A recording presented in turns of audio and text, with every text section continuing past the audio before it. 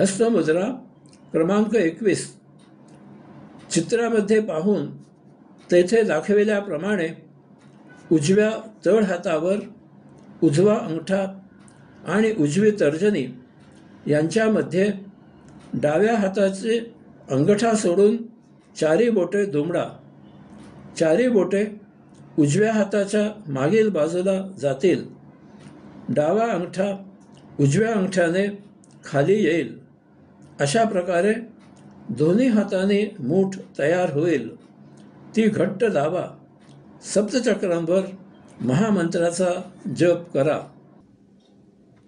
अशा प्रकारे हस्तमुद्रा केलेल्या स्थितीत पुढे करून दाखविल्याप्रमाणे आपल्या शरीरातील 7 चक्रांवर प्रत्येक चक्रावर एक याप्रमाणे महामंत्राचा जप करा.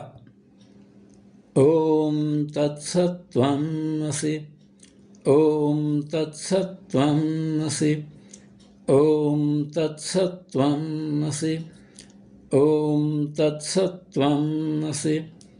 ओम तत्सत्त्वम् असि.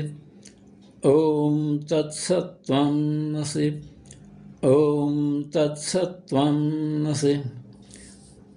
अशा प्रकारे जप करून झाल्यावर लगेचच पुढील मुद्रा करायला घ्या.